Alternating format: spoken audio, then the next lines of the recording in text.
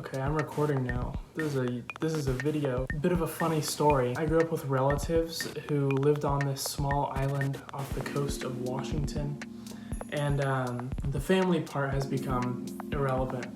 But the island itself, I still have a very strong, emotional attachment to. It's definitely this is a place that still feels like home. So every once in a while, I kind of check in with the place. Not physically. I don't pull up.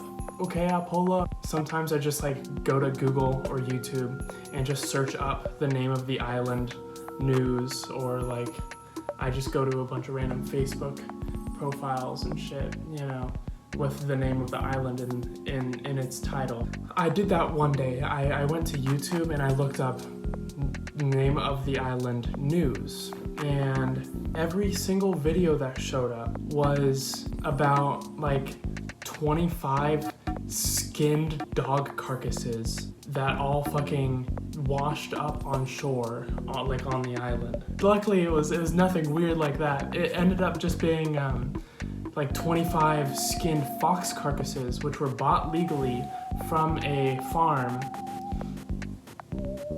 in order to catch crab. So it was completely legal. Something messed, no charges were pressed. I continued my search for content for that island because it's an important place. And I just started watching this kind of style of YouTube video, people going out and doing things. There was this historical YouTube channel. Every video has 2 likes, but they are all kind of document people and stories from the island and events and stuff. There's a 40-minute video of some guy just riding around taking videos during a 4th of July parade, shit like that. But then I just kind of started watching people doing things, and this is super important to me because I have an anxiety disorder called agoraphobia. If you don't know what that is, it's much more complicated than this, but it's a fear of going outside. So I don't go places. I will put on my to-do list, go outside and grab DoorDash, and that'll be my big brave thing for the day. And then I go to school and I try to get through school. So I do live very much through the internet. But I've decided that, I don't know, I watch enough people on YouTube just doing things that I might as well just do things myself, even if those things in question are just me talking in my bedroom. I've also been watching a lot of YouTube videos of people just literally talking to themselves in their bedroom. There was one specific video I watched that I very deeply connected to. It's a girl filming herself on her phone, talking about why she thinks breakfast is important for half an hour. And I always just feel stumbling upon that kind of thing, I feel like I fucking found a diamond in the rough. Yeah, so that's why I guess I'm making YouTube videos now. Maybe that'll lead me to taking more videos of myself going outside. Maybe I'll go on adventures at some point and film myself with my phone. I don't know, I'm not very good at articulating my thoughts, which is funny because I'm an English major. I feel like this will also help me to become better at just speaking.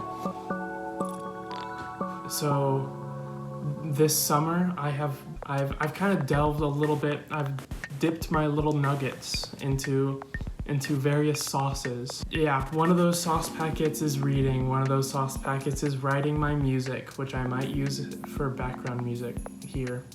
So if you're hearing background music, that's mine, that's from me.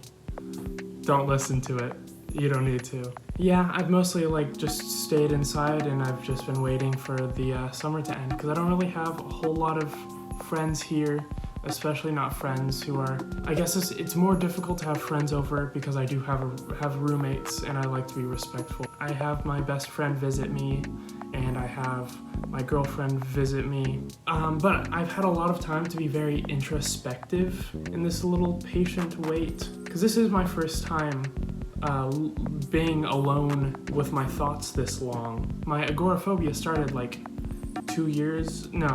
year and a half ago. It was much worse when it first started out. Last summer, I did live in a house full of people that I loved spending time with, and I had a job for the first half of it. I called out sick a lot because of my anxiety.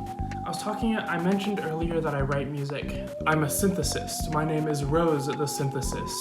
I modulate, design, and play synthesizers. Synthesizers, synthesis, subtractive synthesis? Take a shot every time I say synthesis. Hey, this is Editor Rose here. That's why I have my editor horns on. I explained subtractive synthesis horribly. That slow, becoming? I spent like 2 minutes explaining. It's a form of synthesis where you take your initial like full waveform and you filter out frequencies to get a new sound. That's all it is. So my brain works in a similar way. I care more to have things removed from my life than to have things added to my life. I don't feel like I'm missing things. I guess I should do a bit, or perhaps I should role play. POV, I am Panagonia vitrea and you are Scotoplanes globosa, and I noticed that you are eating my detritus. Hey, I didn't see you there. Is that my detritus that you're eating? Oh, well, I was gonna eat that, but if you want it, I guess I could share, but we'll have to get closer. Anyway, my name is Panagonia species, and I'm not gonna make any sort of deal out of this at all. I guess I'm just nonchalant like that. Yeah, you could say I'm pretty nonchalant. Yeah, I'm pretty humble. Actually, a lot of people call me humble. I'm the humblest person you probably know. Yeah, it started off as kind of a joke, but I think I really do have a foot. This is my first video on YouTube. I will come up with more ideas of things to talk about before I make videos in the future. I guess for now, this is pretty much it. This is just, this is me. Thank you for your presence, and